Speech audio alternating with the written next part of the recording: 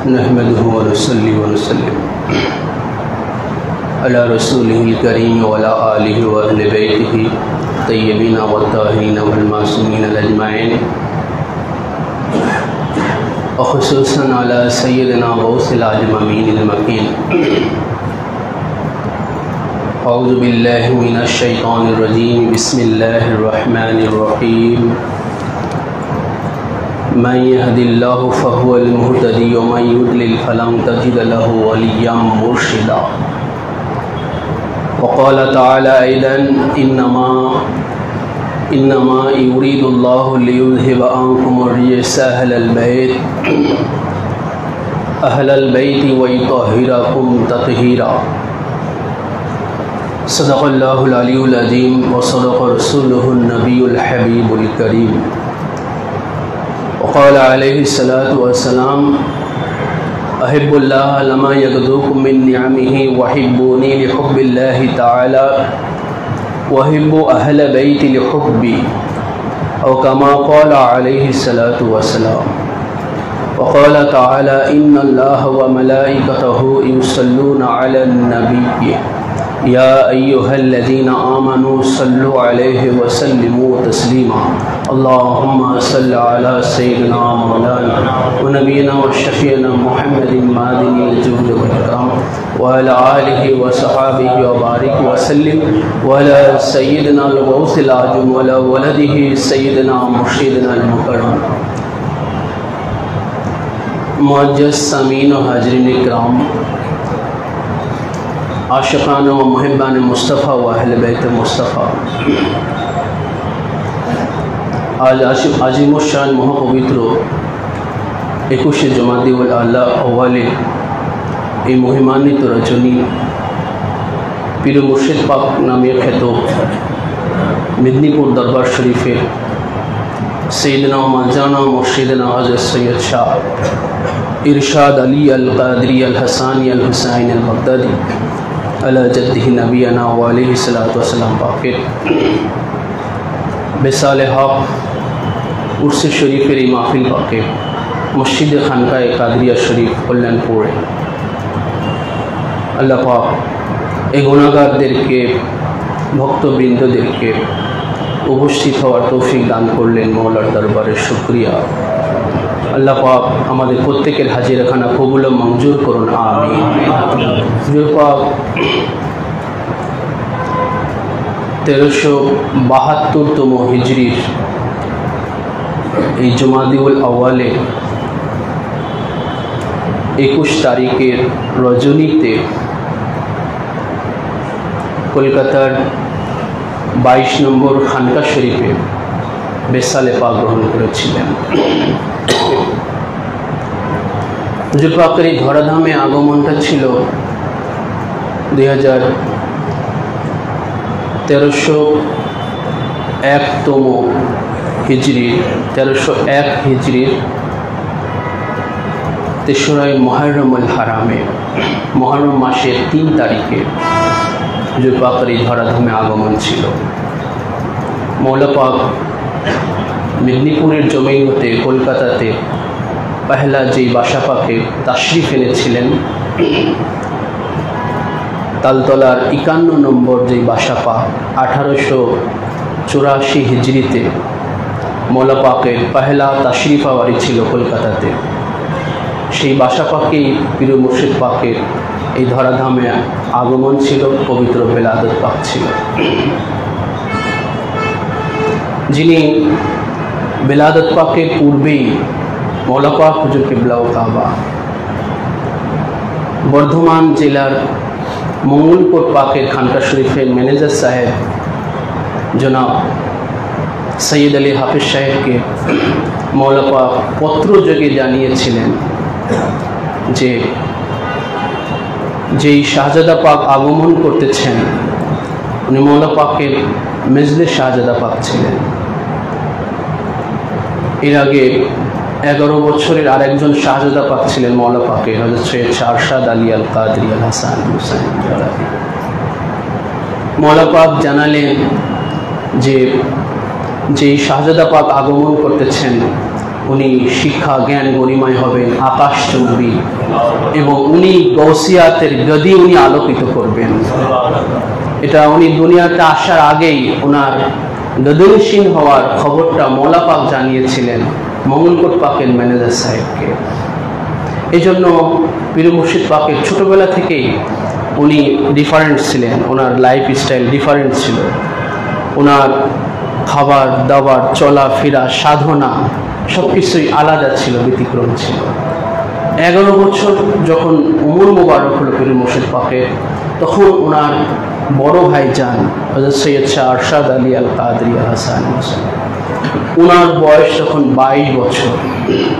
22 বছরের জোয়ান মৌলা পাকের প্রথম শাহজাদা পাক, উনি তখন বিসালে পাক নিলেন। পীর মুর্শিদ পাক 11 বছর বয়স ওনার ভাতৃবিয়োগ হলো, ওনার বড় ভাই উনি পর্দা পাক নিলেন।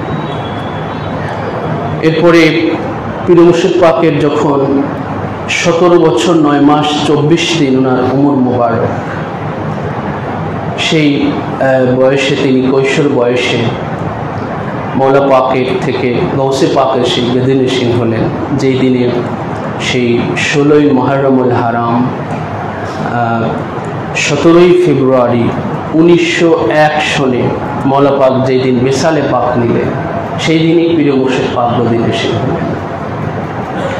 22 নম্বর খানকা শরীফটা মৌলা পাকেরই করা ছিল, মৌলা পাক নিজের হাতে ওটা করেছিলেন, নিজের আঞ্জামে, নিজের দায়িত্বে।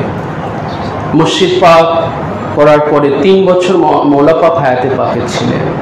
মহা আঞ্জাম চলতো মৌলা পাকের, এই আঞ্জামগুলো চলতো প্রতিনিয়ত 22 নম্বর খানকা পাকে, মসজিদ পাকে মহা আঞ্জাম চলতো প্রতিদিন।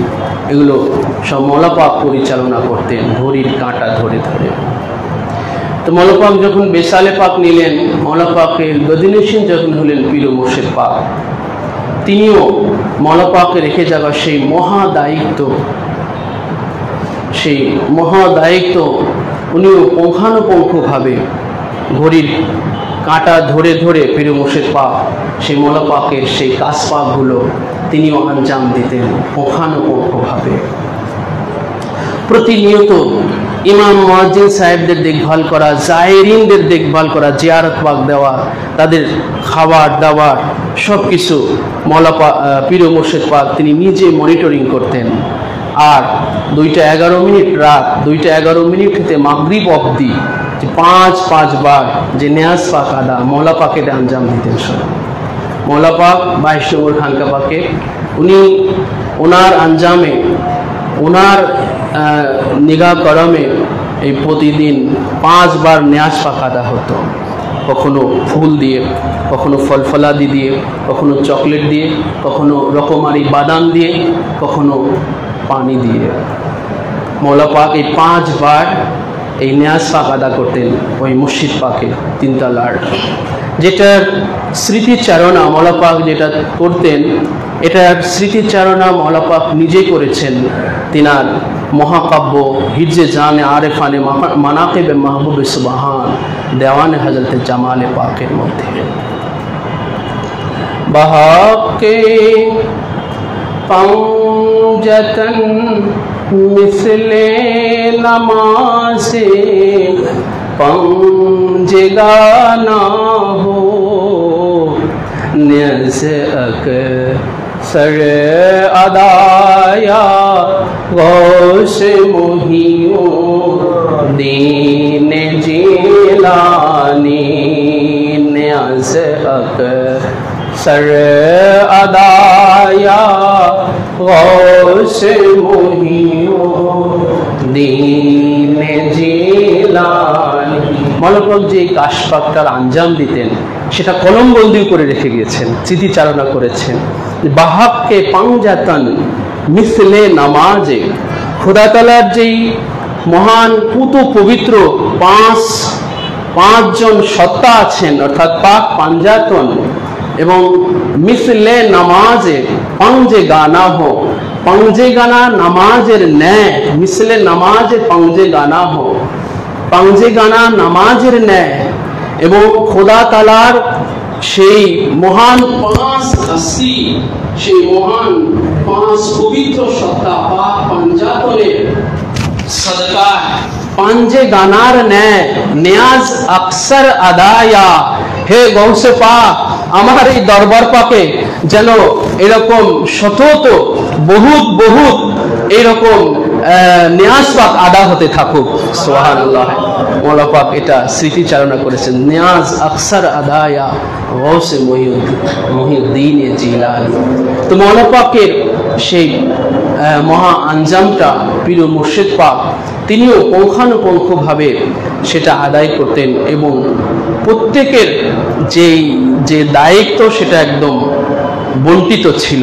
কে বাজার থেকে ফল পাক আনবে, নিয়াজ পাকের সামানাটা আনবে এবং কে ওটাকে প্রস্তুত করে নির্দিষ্ট জায়গাতে রাখবেন, কে ওটাকে আদা করবেন, কে ওটাকে বন্টন করবেন, এটা সব কিছু আলাদা আলাদাভাবে ছিল।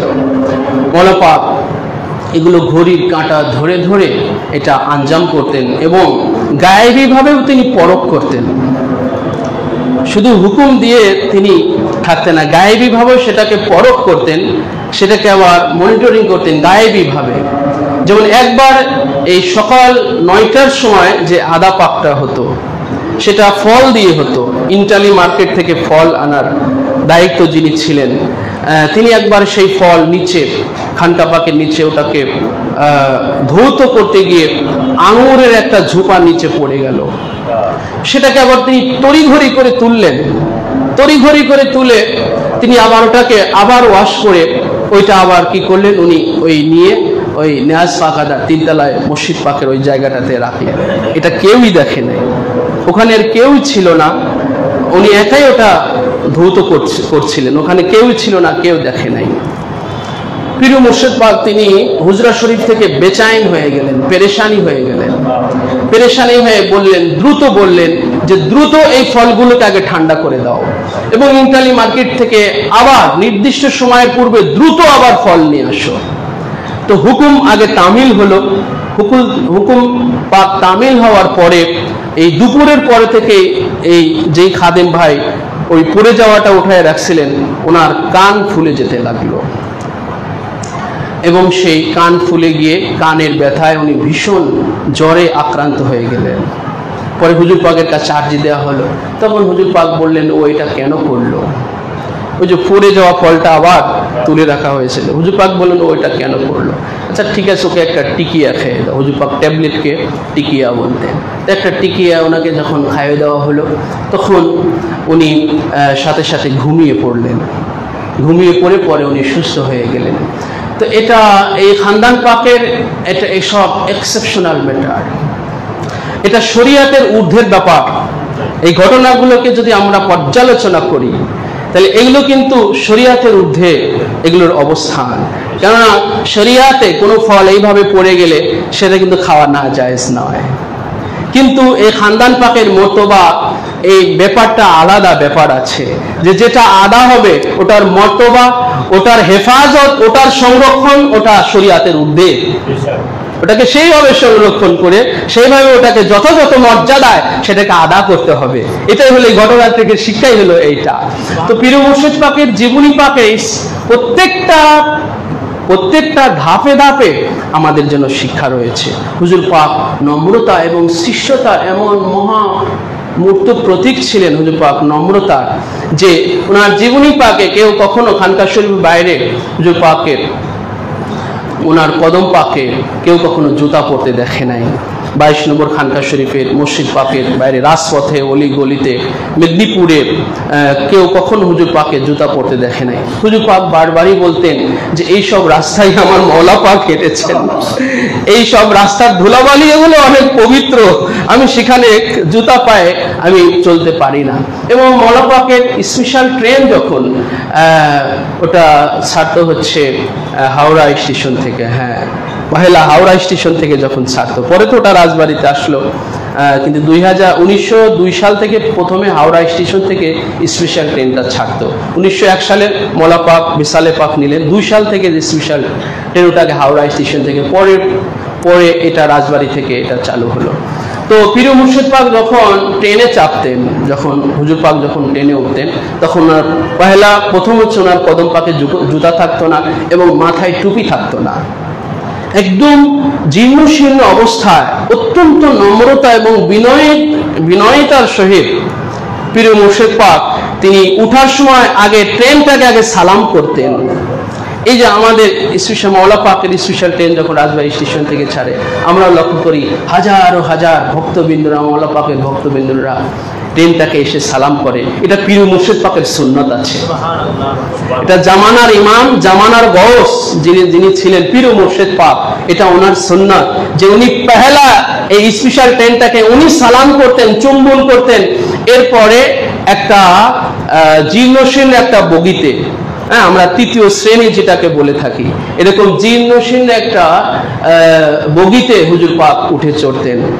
এক নম্বর প্রথম শ্রেণীতে না, ওইরকম একটা শ্রেণীতে হুজুর পাক চেপে উনি মেদিনীপুর পর্যন্ত যেতেন। এগুলো হুজুর পাকের বিনয়িতা, নম্রতার এক মহান দৃষ্টান্ত, শিষ্টাচারের এক মহান। এগুলো থেকে মাওলা পাকের এগুলো থেকে আমরা হুবহু আমরা এভাবে আমাদের জীবনে আমরা আমল করতে পারবো না, কিন্তু আমরা এতটুকু যদি অনুসরণ করার চেষ্টা করি তাহলেও পীর মুর্শিদ পাকের রুহানি ফায়েজ আমাদের উপরে হবে। হ্যাঁ, তো শিষ্টাচারেরও এক মূর্ত প্রতীক ছিলেন পীর মুর্শিদ পাক, যেখানে কিনা তিনি আগন্তুক ব্যক্তিদের তিনি সবসময় দাঁড়িয়ে এবং আলিঙ্গন করে, এটা ওনার জামানা, ওনার ব্যাপারই, ওনার শিষ্টাচারটাই এরকম ছিল। আগন্তুক ব্যক্তি আসলেই উনি পীর মুর্শিদ সবসময় দাঁড়িয়ে যেতেন, দাঁড়িয়ে ওনাকে জিয়ারত পাক দিতেন এবং উনি সবসময় বুকে আলিঙ্গন করে নিতেন। এবং 24 ঘন্টা হুজুর পাকের হুজরা শরীফ খোলা থাকতো। ওনার হুজরা শরীফের বৈশিষ্ট্য এরকম ছিল, ওনার জামানার সবসময় খোলা থাকতো। রাতেও কখনো হুজরা শরীফের দরজা বন্ধ হতো না। হুজুর পাক অনেক সময় একা একা বসে থাকতেন। একবার এক মদ্যপ ব্যক্তি, সে মাতাল অবস্থায় এবং নোংরা অবস্থায় সে এই 22 নম্বর খানকা শরীফের হুজরা শরীফ পর্যন্ত সে ঢুকে পড়ল। তখন চিরাচরিত অভ্যাস অনুযায়ী হুজুর পাক তিনি দাঁড়িয়ে গেলেন। দাঁড়িয়ে গিয়ে তিনি আগন্তুক ব্যক্তিকে বুকে জড়িয়ে ধরতেন। তো তাকেও জড়িয়ে ধরলেন হুজুর পাক, তাকেও জড়িয়ে ধরলেন। তো তাকে যখন জড়িয়ে ধরলেন, একজন মদ্যপ ব্যক্তি যে তার পরিবার থেকে শুধু ঘৃণা পায়, লাঞ্ছনা পায়, বঞ্চনা পায়, হ্যাঁ, তার সমাজ থেকে শুধু ঘৃণা পায়। মদ্যপ ব্যক্তিকে সবাই ঘৃণা করে, লাঞ্ছনা দেয়, বঞ্চনা দেয়, হ্যাঁ, তাকে অপমান করে, তাকে কথ্য ভাষা তার সাথে ব্যবহার করে, কিন্তু তাকে তো এইভাবে প্রেম আর ভালোবাসায় কখনো বুকে কেউ জড়িয়ে নেয় নাই। আজকে যখন হুজুর পাক যখন ওখানে বুকে যখন জড়িয়ে নিছে, তখন ওই মদ্যপ ব্যক্তিটা তখন সে হাওয়া করে কাঁদতে লাগলো। তখন পীর মুর্শিদ পাকও কাঁদতে লাগলেন যে মানবতার একই অবস্থা হয়ে গেছে। মানবতা, আল্লাহ পাক যাদেরকে এত শ্রেষ্ঠত্ব দান করেছেন, সেই মানবতার কি বেহাল অবস্থা হয়ে গেছে। হুজুর পাকও কাঁদতে লাগলেন তার সাথে সাথে। তখন সেই মদ্যপ ব্যক্তি, এই যে জীবনে কখনো প্রেম পায় নাই, কারো কাছ থেকে ভালোবাসা পায় নাই, কদর পায় নাই, হ্যাঁ, সম্মান পায় নাই, সে আজ যখন হুজুর পাকের বুকে যখন সে প্রেম আর ভালোবাসার যখন সে সিক্ত হয়ে গেছে, তখন সে এই যে কান্না, এই কান্নায় তার জীবনটাকে একদম বদলে দিল। সে চিরতরের জন্য এই সব কিছু ছেড়ে দিয়ে, অসামাজিকতায় সব কিছুকে ছেড়ে দিয়ে সে একটা সামাজিক জীবনে, একটা পবিত্র জীবনে সে ফিরে আসলো। হুজুর পাকের একটু ভালোবাসা, একটু আলিঙ্গনে একটা মানুষের একদম জীবনটাই পরিবর্তন হয়ে গেল। হুজুর পাকের জামানা পাকে, হুজুর পাকের জামানা পাকটা সেই ব্রিটিশ আমল ছিল, আপনারা জানেন, যার জামানা পাকে দুইটা বিশ্বযুদ্ধ সংগঠিত হয়। 1914 সাল থেকে যে 1918 সাল পর্যন্ত প্রথম বিশ্বযুদ্ধ, এরপরে 1939 সাল থেকে 44 সাল পর্যন্ত দ্বিতীয় বিশ্বযুদ্ধ। এই দুইটা বিশ্বযুদ্ধ হুজুর পাকের জামানাকালে, যেখানে যখন মানুষ নিরাপদ কোনো আশ্রয় নেই, যাদের অনেক সময় ঘরেও যাদের কখনো নিরাপদ আশ্রয় নেই। বিশ্বযুদ্ধ যখন চলে, মানুষের মনে যে একটা সবসময় একটা পেরেশানি চিন্তা কাজ করে, যেখানে মানুষের ঘরে নিরাপত্তা নেই, কোথায় নিরাপত্তা নেই, সেই সময়ও সেই মানুষগুলো, নিরাপত্তাহীন মানুষগুলো হুজুর পাকের একটু ছায়াতলে এসে, হুজুর পাকের দামনে এসে তারা নিরাপত্তা বোধ করত। এবং যখন পাকিস্তান এবং হিন্দুস্তান যখন আলাদা হলো, এটাও হুজুর পাকের জামানাতে, ওটাও 1953 সালের আগেই এই পাকিস্তান আর হিন্দুস্তান যখন বিভক্ত হলো, সেই সময় হুজুর পাকের যারা পরিচিত ছিল, হুজুর পাকের কলকাতার হুজুর পাকের যারা পরিচিত ছিল ভারতবর্ষে, তারা হুজুর পাকের কাছে এসে জানতে চাইতো, তারা মতামত চাইতো, হুজুর আমরা কি করব, আমরা তো হিন্দুস্তানে, পাকিস্তান তো আলাদা হয়ে গেলে, আমরা তো মুসলমান। তো হুজুর পাক অন্তর্যামী, আলিমুম বিসসুদুর, আলিমুম বিসসুদুর, আল্লাহ পাক কুরআনুল কারীমের মধ্যে ইরশাদ করেছেন যে আল্লাহ পাকের যে একটা গুণ আছে, আলিমুম বিসসুদুর, অর্থাৎ অন্তর্যামী।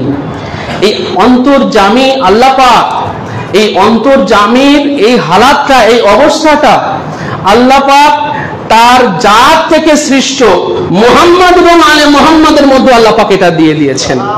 মুহাম্মদ এবং আলে মুহাম্মদ ইনারাও অন্তর্যামী, ইনারাও অন্তর্যামী, অন্তরটাকে ইনারা বুঝেন, দেখেন, জানেন, যার কারণে যার যার মনে যেটা হুজুর পাক সেইটাই সিদ্ধান্ত দিয়ে দিতেন। যার মনটা পাকিস্তানের দিকে, হুজুর পাক বলতেন তুমি পাকিস্তানে চলে যাও, যার মনটা হিন্দুস্তানে, বলে না তুমি এখানেই থেকে যাও। তো এক লোক হুজুর পাককে জিজ্ঞাসাই করে, হুজুর আপনি কি করবেন, আপনি কি এখানেই থাকবেন না পাকিস্তানে চলে যাবেন?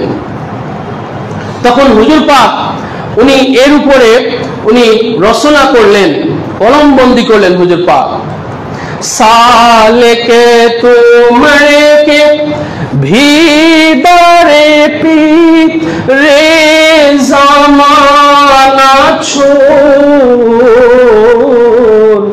সারা জামানা সোরে দিয়ে আসে তানা ছোড়, সারা জামানা ছোড়ে দিয়ে আসে তানা ছোড়।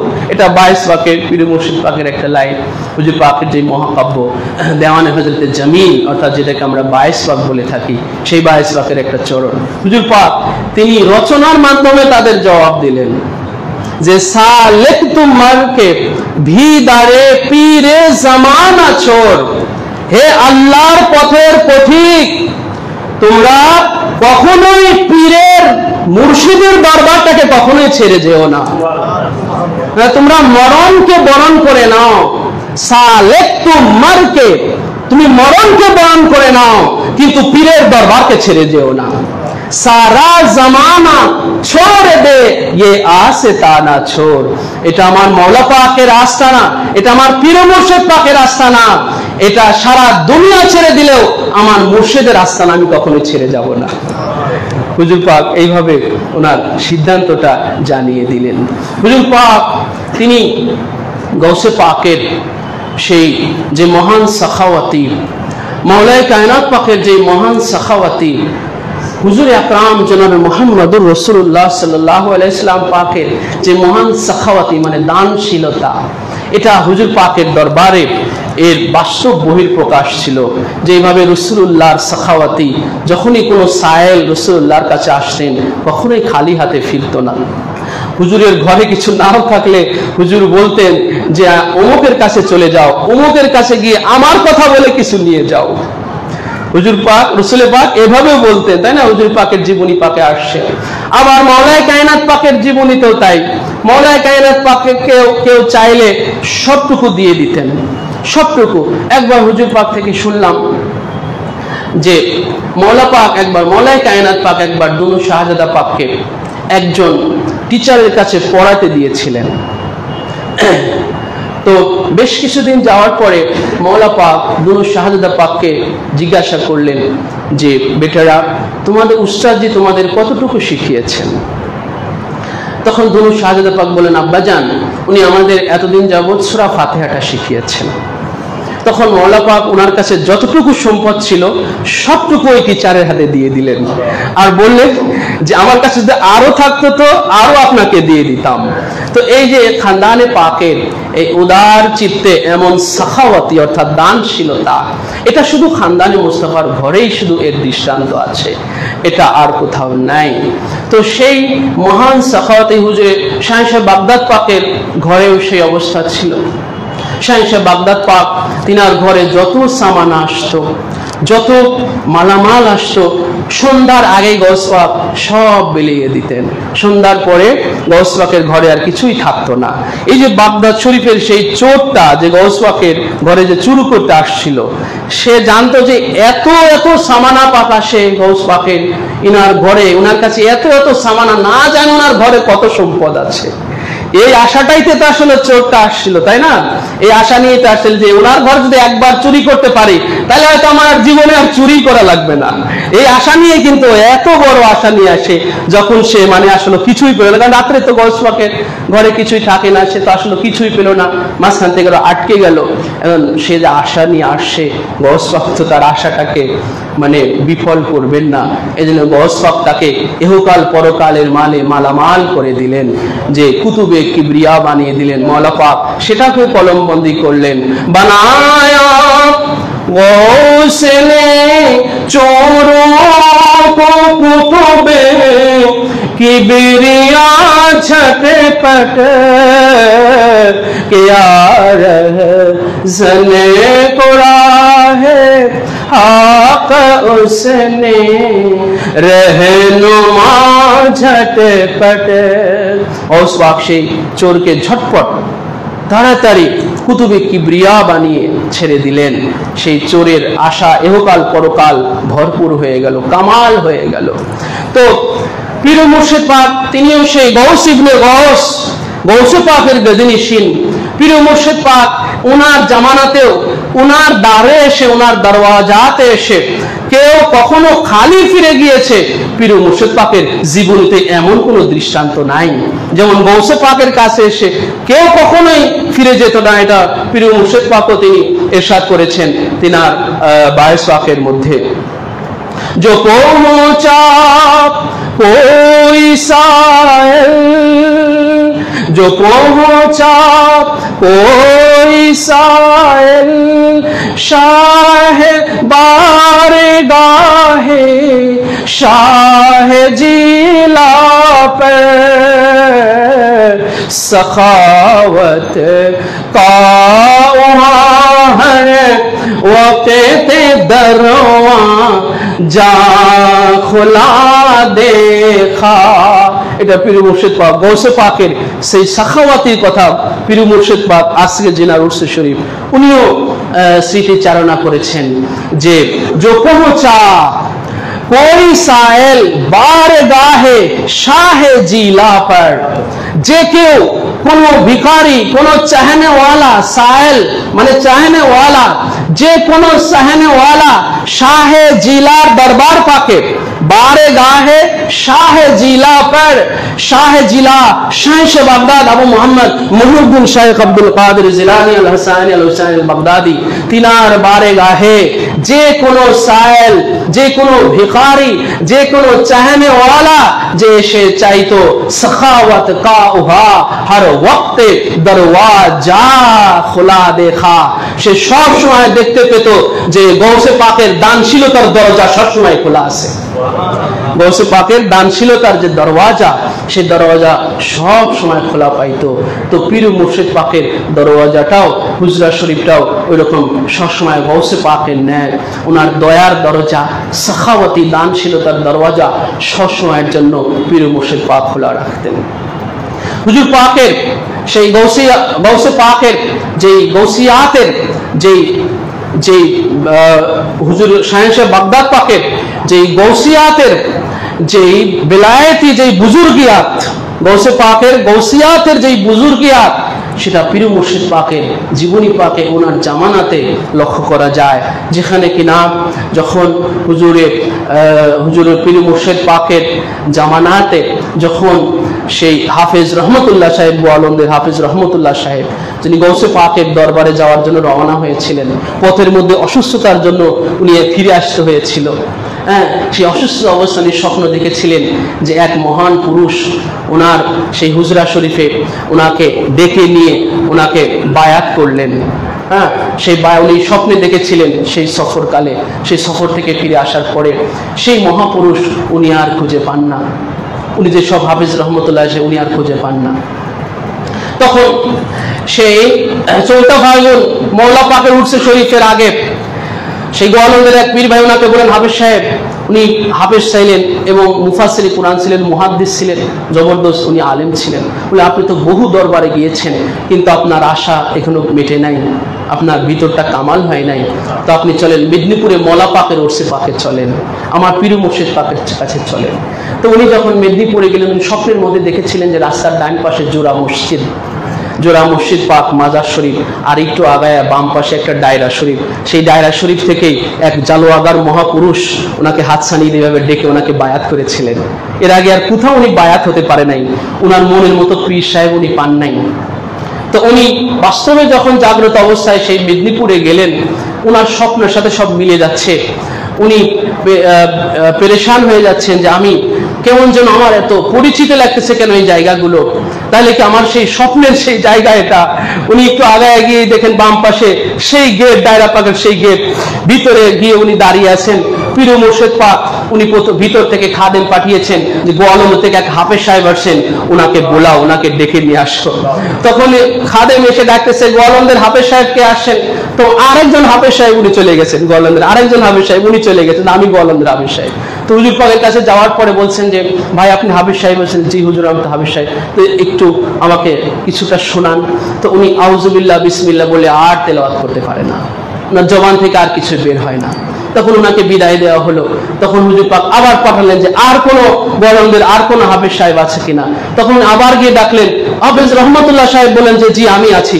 তখন ওনাকে যখন নিয়ে যাওয়া হলো সেই ডায়রা পাকের দরজাতে গিয়েই উনি দেখেন স্বপ্নের মধ্যে যেই মহাপুরুষ যেই সূরাতে এবং যেই পোশাকে আমাকে হাত ছানি দিয়ে দেখে আমাকে বায়াত করেছিলেন, উনি ভিতরে বসে আছেন, ডায়রা পাকের মধ্যে উনি বসে আছে। উনি গিয়ে সোজা উনি একদম সেজদায় অবনত হয়ে পড়ে গেলেন। আর ওনাকে তখন হুজুর পাক বললেন যে আপনি হাফেজ সাহেব আছেন? জি হুজুর। তা আপনি কিছু শোনান আমাকে। তখন উনি সুন্দরভাবে উনি তেলাওয়াত পাক শোনালেন। তখন উনি হুজুর আমাকে বায়াত করেন। তো বলে আপনি তো বায়াত হয়ে গেছেন। তখন বলে হুজুর ওটা তো বাতিনি ছিল, জাহিরি ভাবে আরেক মর্তবা আমাকে বায়াত করেন। বলে ওটা তো বাতিনি ভাবে আমাকে বায়াত করেছেন, জাহিরি ভাবে আরেক মর্তবা আমাকে বায়াত করেন। তো জাহিরি ভাবে ওনাকে আরেক মর্তবা ওনাকে বায়াত করা হলো। তো এই যে দেখেন ওনার খায়েশ ছিল, উনি রওনা হয়েছিলেন বাগদাদ শরীফে, গৌসে পাকের দরবারের উদ্দেশ্যে উনি একটা কাফেলার সাথে উনি রওনা হয়েছিলেন।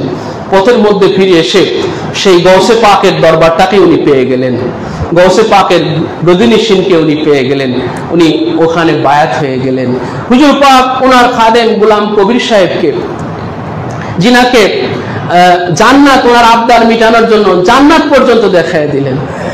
এক নবী, আল্লাহ পাকের এক নবী আল্লাহর কাছে জান্নাত দেখতে চেয়ে সে আর জান্নাত থেকে আর ফেরেনি নাই, ওনারও বেসাল হয়ে গেল, উনি জান্নাতে চলে গেলেন, উনি আর জান্নাত থেকে আর ফেরেন নাই।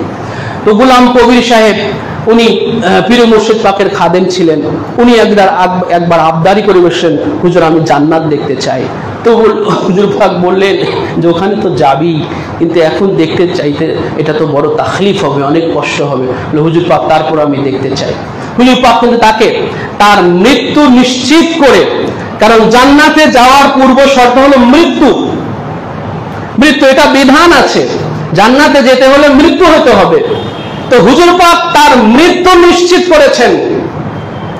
এটা একদম সম্পূর্ণ বর্ণনা হুজুর পাক উনি কিভাবে অসুস্থ হলেন, ওনাকে কলকাতার মেডিকেলে ওনাকে ভর্তি করা হলো, উনি সেই বেডে উনি শেষ নিঃশ্বাস ত্যাগ করলেন, ওনাকে মর্গে রাখা হলো, সেই মৃতদের যে ঘর সেখানে রাখা হলো। সেখান থেকে 2-3 দিন পার হয়ে যাওয়ার পরে হঠাৎ উনি এই 3 দিন জান্নাতে ঘুরলেন, 3 দিন উনি জান্নাতের মধ্যে ঘুরেছেন। এরপরে যখন ওনার রুহু আবার ওনার বডিতে ফিরে এসেছে, মর্গে ওনার লাশ নড়াচড়া করতে লাগলো। তখন এক নার্স হঠাৎ কোনো এক প্রয়োজনে মর্গে গিয়ে দেখে যে লাশ নড়াচড়া মুভ করতেছে, লাশ নড়াচড়া করতেছে, সে ভয়ে চিৎকার দিয়ে বের হয়ে আসলো। তার চিৎকারে সবাই গিয়ে দেখলো যে লাশ আবার জিন্দা হয়ে গেছে। আবার ওনাকে বেডে আনা হলো, বেডে আনা করে সুস্থ হওয়ার পরে ওনাকে আবার হুজুর পাকের খানকা শরীফ পর্যন্ত পৌঁছে দেওয়া হলো। তো এগুলো, এই দৃষ্টান্ত, এই অতয়াগুলো, এই কারামত পাকগুলো, এগুলো কিন্তু সাধারণ কারামত পাক নয়। এগুলো সাধারণ কারামত পাক নয়। এই কারামত পাকগুলো, এগুলো সায়েন্সে বাগদাদ পাকের, দরবার পাকের, এগুলো কারামত পাক। যেখানে গৌসে পাকের দরবার পাকে গৌস পাক যেই রকম কারামত পাক দেখাতেন, সেই কারামত পাকগুলো এই খানদান পাকে। গৌস পাকের জামানার একখানা কারামত পাক আমরা জানি। গৌস পাক যখন বাগদাদ শরীফে একদিন উনি মাদ্রাসায় যখন উনি পড়াইতেছিলেন, শীতের মধ্যে, আপনারা এই ঘটনাটা আমরা সবাই জানি যে আরব সাগরে গৌস পাকের কিছু ভক্তবৃন্দর সেই জাহাজ ঝরে পড়েছিল। গৌস পাক সেই বাগদাদ শরীফের ক্লাসরুমে বসা অবস্থায় সেই দস্তগিরি হাত দিয়ে সেই জাহাজটাকে তীরে ভিড়াইয়া দিলেন। সেই সাগরের পানি গৌসে পাকের হাত দিয়ে টপটপ করে পড়তেছিল। গৌস পাক দিনার পাক জবানে ইরশাদ করেছেন, ইন্না ইয়াদি আলা রাইসি মুরিদি কাসসামাই আলাল আরদ কি বাশারাত সুনানে ওয়ালা। হুজুরে গৌস পাক এই সুসংবাদ শোনানে ওয়ালা যে মেরে দস্তগিরি হাত, ইন্না ইয়াদি নিশ্চয় আমার এই হাত, আলা রাইসি মুরিদি আমার মুরিদের মাথার উপরে, কাসসামাই আলাল আরদ যেইভাবে আসমান জমিনের উপরে, কা বাশারাত সুনানে ওয়ালা। হুজুর গৌস পাকের এই সুসংবাদ তিনি শুনিয়েছেন। তো পীর মুর্শিদ পাকের এক মুরিদ ছিলেন মৌলভী খোরশেদ আলী।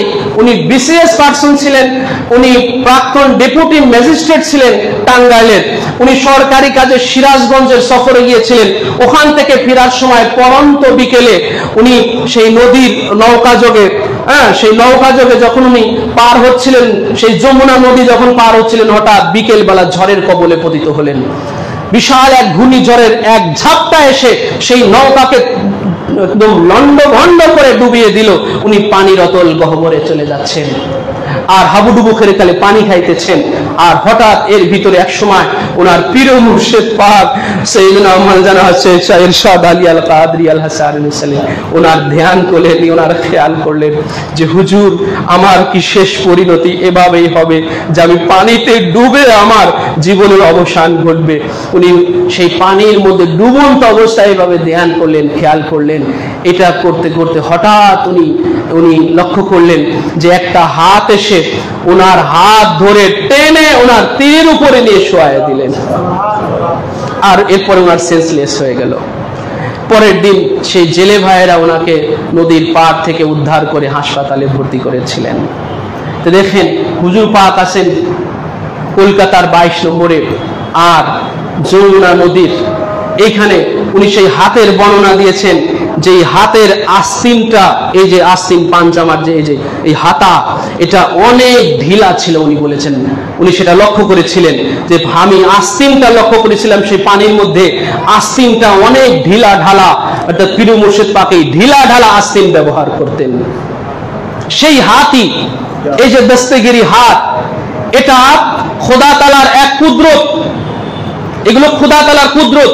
এগুলো খোদা তাআলার কুদরত মানে কি? ঐশিক ক্ষমতা, কুদরতি ক্ষমতা, কার্যত ক্ষমতা। কুদরতকে মানে হলো, কুদরত মানে হলো খোদা তাআলার কার্যত ক্ষমতা। সেই কুদরতের মালিক, যেই কুদরতের মালিক গৌস পাক বলেছেন যে আল্লাহ পাক যেই কাদের আছেন, আল্লাহ পাক কাদের আছেন। কাদের কিসকো কহতে হ্যায়? কাদের কাকে বলে?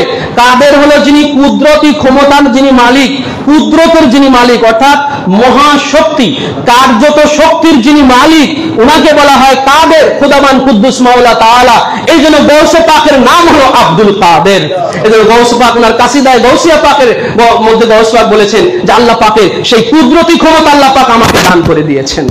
এই জন্য গৌসে পাকের হাত বাগদাদ শরীফ থেকে আরব সাগরে চলে যায়। কেন? এটা কুদরতি ক্ষমতা।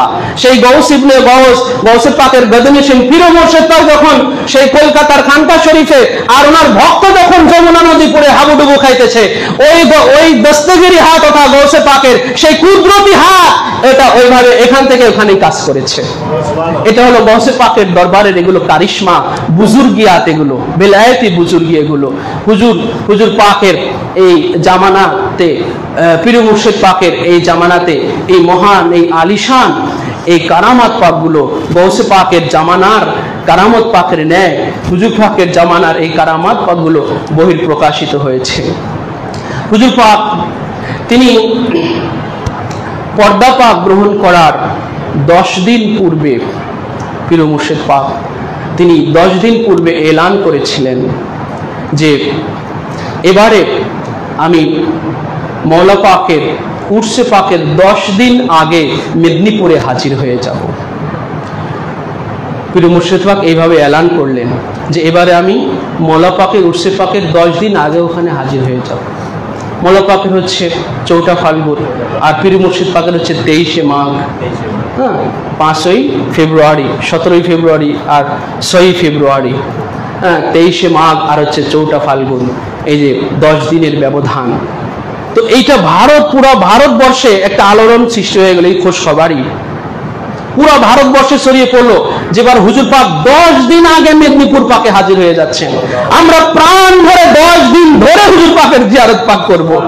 এই খুশিতে সবাই মাতোয়ারা 10 দিন আগেই সবাই মেদিনীপুরে হাজির হয়ে গেলেন, 10 দিন আগে হাজির হয়ে গেলেন। কিন্তু হুজুর পাকের যে এটা বাতিনি ইশারা ছিল, সবাই আসলে ওনাদের কথার আসলে জাহিরি দিকটাই আমরা বেশি বুঝি, ওনাদের বাণীর, ওনাদের মুখনিসৃত বাণীর, আল্লাহর ওলিদের মুখনিসৃত বাণীর বাতিনি দিকটা আসলে আমরা অনেকটাই কম আমাদের বোধগম্য হয়। ওনাদের জাহিরি দিকটাই শুধু আমাদের বোধগম্য হয়, কিন্তু ওনাদের প্রত্যেকটা কথার একটা বাতিনি দিক থাকে, যেটা পীর মুর্শিদ পাক বলেছিলেন। তো এটা পীর মুর্শিদ পাকের নিজের বেলায় উনি এটা বলেছিলেন, নিজের বেলায় 10 দিন আগে এলান দিয়েছিলেন 10 দিন আগে উনি ওখানে হাজির হয়ে যাবেন। তো এটা হুজুর পাক এটা পরের তাকদীরটা, আল্লাহর ওলিরা যে পরের তাকদীর, নিজেরটা যারা জানেন পরেরটাও ওনারা জানেন, অন্যের তাকদীর হায়াত মওত এগুলো হলো মানুষের তাকদীর, মানুষের ভাগ্য এগুলো। যেমন আমাদের হায়াত, আমাদের মওত, আমাদের এটা তাকদীর, আমরা এটা জানি না, আমরা সাধারণ, আমরা এটা জানি না, কিন্তু আল্লাহর ওলিরা এটা জানে। হুজুর পাকের ভক্ত ছিলেন, মুরিদ ছিলেন তৎকালীন প্রথিত দশা বাংলা কবি কায়কোবাদ পীর মুর্শিদ পাকের উনি ভক্ত ছিলেন। পীর মুর্শিদ পাকের দরবার পাকে ওনার খুব যাওয়া আসা ছিল। ওনার এই ঘটনাটা সৈয়দ আমির উদ্দিন হুসাইন, উনি তৎকালীন হুসাইনিয়া সিনিয়র মাদ্রাসা অষ্টগ্রামের উনি প্রাক্তন প্রিন্সিপাল সাহেব ছিলেন। হ্যাঁ, তো উনি যখন ওনার বয়স তখন 12 থেকে 13 বছর, উনি বলেন আমার আব্বাজান খান বাহাদুর সাহেব সৈয়দ মুয়াজ্জিম হুসাইন সাহেবের সাথে আমি হুজুর পাকের দরবারে যেতাম। আমরা ভাই বোন যারা ছিলাম, আমরা আমার আব্বাজানের সাথে আমরা হুজুর পাকের জিয়ারতে যেতাম 22 নম্বর খানকা পাকে। তো ওনারা একদিন জিয়ারতে আসে, হঠাৎ ইতিমধ্যে কবি কায়কোবাদ সাহেব চলে আসছেন, এসে অসুস্থতা নিয়ে আসছেন। এসে উনি বলতেছেন হুজুর আমি তো খুব অসুস্থ, আমার শরীরটা অসুস্থ যাচ্ছে। তখন হুজুর পাক বললেন যে ভাই आप और 10 वर्ष जीते रहेंगे, আপনি আরো 10 বছর বাঁচা থাকবেন। দেখেন কবি কায়কোবাদ তিনি নিজেও জানেন না যে তিনি 10 বছর বাঁচা থাকবেন, কেউই জানে না, কিন্তু হুজুর পাক উনি ওনার সামনে, হুজুর পাকের সামনে উনি হাজির হয়ে অসুস্থতার কথা বলা মাত্রই বলে দিলেন যে আপনি আরো 10 বছর জিন্দা থাকবেন। এই দেখেন তাকদীর, যেটা নিজেরটা উনি নিজেও জানেন না, কিন্তু আল্লাহর ওলিদের কাছে তাকদীরের খবর আছে। এই জন্য আল্লাহর ওলিরা যদি সব কিছু যদি না জানতেন তো আল্লাহর দুনিয়ায় চলতো না। আল্লাহর ওলিরা যদি সব না জানতেন, কি ইলমে জাহের কি ইলমে বাতিন, তাকদীর এবং জাহির সবকিছু যদি আল্লাহর ওলিরা যদি না জানতেন তো আল্লাহর এই সৃষ্টি চলতো না। আবার যদি ওনারা সবকিছু বলে দিতেন, আল্লাহর ওলিরা সবকিছু যদি বলে দিতেন তাহলেও আল্লাহর এই সৃষ্টি জগৎ চলতো না, এই দুনিয়া চলতো না, অচল হয়ে যেত। সবকিছু যদি ওনারা বলে দিতেন, সবকিছুই জানেন কিন্তু সবকিছু বলেন না। এটাই হলো আল্লাহর ওলিদের বুজুর্গিয়াত, যারা সবকিছুই জানেন। কেন? যে না জানলে আল্লাহর দুনিয়ায় চলবে না। আবার সবকিছুই বলেন না, কেন? যে সবকিছু বললেও আল্লাহর দুনিয়া চলবে না। তো 10 বছর অতিক্রম হওয়ার পরে সৈয়দ আমির উদ্দিন হুসাইন সাহেব ওনারা বাসাতে যখন বলা বলি করতেছিলেন যে 10 বছর তো পূর্ণ হয়ে গেল, এইটা বলা বলি হওয়ার পরের দিনই ওনারা পত্রিকায় পেলেন যে কবি কায়কো বাদনী অসুস্থ হয়ে গেছেন। আর ঠিক তার পরের দিন আবার পত্রিকাতে আসলো যে কবি কায়কো বাদনী ইন্তেকাল করেছেন। এইগুলো আল্লাহর ওলিদের সোহবাতে যে না নিয়েছে, এই ব্যাপারগুলো সে আল্লাহর ওলিদের এই ব্যাপারগুলো সে কখনোই বুঝবে না, জানবে না। তাদেরকে ওই নিজেদের মতো সাধারণ মনে হবে। যারা আল্লাহর ওলিদের এই সোহবাতে যারা যায় নাই, আল্লাহর ওলিদেরকে যারা চেনে নাই, যারা বুঝে নাই, তাদের এটা বোধগম্য হবে না, বুঝে আসবে না যে ব্যাপারটাগুলো আসলে কি। তো পীর মুর্শিদ পাক উনি যখন ওনার জবান পাক থেকে বললেন যে এবারে 10 দিন আগে এ বান্দা, হুজুর পাক নিজেকে সবসময় বান্দা বলতেন, আমি আমার, কখনো হুজুর পাক এটা কখনো বলতেন না যে আমি বা আমার। এই লফজগুলো, এই পরিভাষাগুলো হুজুর পাক কখনোই নিজের সাথে কখনোই ব্যবহার করতেন না। মৌলা পাক যেমন নিজেকে সবসময় ফকির বলতেন, আমি আমার, এই পরিভাষাগুলো মৌলা পাকও ব্যবহার করতেন না। পীর মুর্শিদ পাক সবসময় নিজেকে বান্দা বলতেন। হুজুর পাক বললেন যে বান্দা 10 দিন আগে হাজির হয়ে যাবে। ঠিক যখন 20 জুমাদিউল আউয়াল আসলো, বিকেলবেলা যখন হুজুর পাকের তবিয়ত পাকটা একটু অসুস্থ হয়ে গেল, হুজুর পাক বললেন, সন্ধ্যার পরে গিয়ে হুজুর পাক বললেন যে আমাকে উজু করিয়ে দাও। খাদেম গোলাম কবির সাহেব তিনি হুজুর পাককে উজু করাইয়ে দিলেন। হুজুর পাক বললেন, ভালো করে উজু করাও, খোদার সাথে মহামিলন হবে, খোদার সাথে মহামিলন হতে যাচ্ছে, এ বান্দাকে ভালো করে উজু করাও। হুজুর পাক উজু করলেন, উজু করে হুজরা শরীফে প্রবেশ করলেন, হুজুর পাকের হুজরা শরীফ প্রবেশ করলেন। শাহজাদা পাকদের সেই পেরেশানি লক্ষ্য করা গেল। হুজুর পাক ঠিক ইন্ডিয়ার সেই স্ট্যান্ডার্ড টাইম ঠিক 10:55 হুজুর পাক উনার গদিনিশিন সৈয়দনা মলজানা মুর্শিদনা হযরত সৈয়দ শাহ মুস্তারশিদ আলী আল কাদরি আল হাসানি আল হুসাইন আল বাগদাদি আলা জদ্দিহি নবিয়ানা ওয়া আলাইহিস সালাতু ওয়াস সালাম পাককে বুকে জড়িয়ে নিলেন। নাকে নাক, মুখে মুখ, সিনা বা সিনা, নাকে নাক, মুখে মুখ, সিনা বা সিনা, যেই হালাত স্বয়ং রাসূলুল্লাহ এবং মাওলায়ে কায়নাত পাকের মধ্যে সংঘটিত হয়েছিল, এই হালাত স্বয়ং রাসূলুল্লাহ কায়েম করে গেছেন এই জমিনের বুকে। স্বয়ং রাসূলুল্লাহ হুজুরে পাকের ঘরের রমণীগণ, উম্মুল মুমিনিনগণ, হযরত আয়েশা, হযরত উম্মে সালমা, ওনারা এগুলো বর্ণনা করেছেন যে আমরা লক্ষ্য করলাম যে রাসূলুল্লাহ সাল্লাল্লাহু আলাইহি ওয়া সাল্লাম ওনার ভাই, ওনার জান হযরত আলীকে ডেকে নিলেন, আর বিছানার উপরে বুকের মধ্যে চাপটা করে ধরে, বুকে সিনা বা সিনা, জবান বা জবান, আর নাক বা নাক, এইসব একাকার হয়ে গেল। একাকার হয়ে সেই নবুয়াতি দায়িত্ব সেই বেলায়েতের মধ্যে অর্পণ করা হলো। রাসূলুল্লাহ সাল্লাল্লাহু আলাইহি ওয়া সাল্লাম পাক যেটা ইরশাদ করে গেছে, লা ইউআদ্দি আন্নি ইল্লা গায়রি ওয়া গায়রুকা। রাসূলুল্লাহ সাল্লাল্লাহু আলাইহি ওয়া সাল্লাম সেদিন গাদিরে খুমের ময়দানে কেন বলেছিলেন যে মান কুনতু মাওলা ফাহাদ আলী মাওলা? মাওলায়ে কায়নাত পাকের হাত উঁচু করে ধরে কেন বললেন যে মান কুনতু মাওলা ফাহাদ আলী মাওলা? এই কথার ফয়সালা তো হুজুর আগেই দিয়ে গিয়েছেন যে লা ইউআদ্দি আন্নি ইল্লা গায়রি ওয়া গায়রুকা, হে আলী আমার দায়িত্ব, আমার কার্য সম্পাদন করার মতো, আমার নবুয়াতি এই দায়িত্ব, এই কার্য সম্পাদন করার আর কেউই নাই। লা ইউআদ্দি আন্নি, আমার এই দায়িত্ব কেউ আদায় করতে পারবে না, কেউই সম্পাদন করতে পারবে না, ইল্লা গায়রি ওয়া গায়রুকা, আমার দায়িত্ব হয় আমাকেই পালন করতে হবে, নতুবা হে আলী তোমাকে পালন করতে হবে। তো যখন মাওলা আলী ছাড়া রাসূলুল্লাহ সাল্লাল্লাহু আলাইহি ওয়াসাল্লামের দায়িত্ব পালন করার মতো কেউই নাই, তো তার হাতটাই তো গাদিরে খুলে উঠবে। রাসূলুল্লাহর হাতের সাথে তো তার হাতটাই উঠবে, সেদিন উঁচু হবে, আর জবান পাক থেকে এলান হবে মান কুনতু মাওলাহু ফাহাযা আলিয়্যুম মাওলা।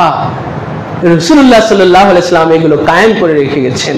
তো সেই ধারা আজ অবধি সেই মাওলায়ে কায়নাত রাসূলুল্লাহ এবং মাওলায়ে কায়নাত পাকের এই ঘরে, এই সিনা বা সিনা পীর মুর্শিদ পাক ওনার গদিনী শরীফ সেই হাত সাথে আলিঙ্গন করলেন, আর আলিঙ্গন করে ওনার বুকের উপরে ভর করে হুজুর পাক একটা সেজদায় গেলেন। একটা সেজদায় গিয়ে 3 বার আল্লাহু আল্লাহু আল্লাহু জবান পাক থেকে জাহির করলেন, এরপর উঠে আবার বসলেন। এইভাবেই হুজুর পাক উনি কলকাতার সেই 22 নম্বর খানকা শরীফে শেষ নিঃশ্বাস, ওনার বেসালে পাক খুদার সাথে ওনার মহা মিলন সংগঠিত হলো। পীর মুর্শিদ পাকের সেই তাবুতে পাক সেই কলকাতা থেকে মেদিনীপুরের বড় মসজিদ শরীফ প্রাঙ্গণে নিয়ে ওনার জানশীন, ওনার লাখতে জিগার, ওনার যে বড় সাহেবজাদা যিনাকে হুজুর পাক নিজের লাল বলতেন, আমার লাল বলতেন। লাল এটা আমরা লাল হুজুর পাক বলি, লাল এটা ফার্সি ভাষাভাষীর শব্দ। লাল মানে হলো সন্তান, বেটা সন্তানকে লাল বলা হয়। পীর মুর্শিদ শশু ওনাকে লাল বলতেন। जिनार शाने हुजूर पाक तिनार महाकाव्य देवाने हजरते जमीले पाक अर्थात 22 पाक एवं नौहा पाक जेटा कारबालार शाने हुजूर पाक रचना करेছেন प्रत्येकटा कासिदार शेषे उनार এই बेटाके उनी स्मरण करेছেন ওনার স্মৃতিচারণা করেছেন। হ্যাঁ, এবং এভাবে বলেছেন যে হো মুনাওয়া রওজা মেরে লালেকা মুদ্দাওয়াহা এ মেরা ইয়া গৌসে পাক। গৌসে পাকের কাছে চেয়েছেন, কখনো শাহেনশাহ কারবালা পাকের কাছে চেয়েছেন, হে শাহেনশাহ কারবালা আমার লালকে আপনার কদমে কবুল করেন, হে গৌস পাক আপনি আমার বেটার রওজাকে মুনাওয়ার করে দেন। এইভাবে কতভাবে রাসূলুল্লাহর কাছে দোয়া করেছেন, মওলায়ে কায়নাত পাকের কাছে দোয়া, শাহেনশাহ বাগদাদ পাকের কাছে, গৌস পাকের কাছে। এইভাবে পীর মুর্শিদ পাক ওনার এই বেটা জন্য উনি এত পেরেশানি ছিলেন, উনার সামনে প্রত্যেকটা কাসিদার পাকের শেষে উনাকে উনি স্মরণ করেছেন। সেই উনারই রওজা পাকের পাশে, সেই লাল হুজুর পাকের রওজা পাকের পাশেই উনাকে মাদফুন করা হলো। হুজুর পাকের সেই মহাকাব্য দেওয়ানে হযরতে জামিলের মধ্যে হুজুর পাক গৌস পাকের উপরে সেই ভরসা করে উনি উনার মুরিদের অভয়বাণী দিয়েছেন, মুরিদকে উনার ভক্তবৃন্দদেরকে তরানোর অভয়বাণী দিয়েছেন। আমি दोनों जहां में है सहारा से आज़म का है बहरे मग़फ़िरत काफ़ी इशारा से आज़म का। এটা পীর মুর্শিদ পাকের 22 পাকের একটা চরণ। পীর মুর্শিদ পাক বলেছেন যে হামে দোনো জাহাঁ মে হ্যায় সাহারা গৌসে আজম কা। আমাদের কিসের ভয়? আমাদের হামে দোনো জাহাঁ মে, আমাদের দুই জাহানে, এই জাহানে এবং ওই জাহানে, দুই জাহানে আমাদের গৌস পাক আমাদের ভরসা আছে। সাহারা গৌসে আজম কা হ্যায় বাহারে মাগফিরাত কাফি ইশারা গৌসে আজম কা। আমাদের গৌসে পাকের একটা ইশারায় আমাদের মাগফিরাতের জন্য যথেষ্ট হয়ে যাবে। মাওলা আমাদের ওনার অভয়বাণীতে আমাদের কবুল ও মঞ্জুর করুন, আমিন। ওয়া মা আলাইনা ইল্লাল বালাগ। আসসালামু আলাইকুম।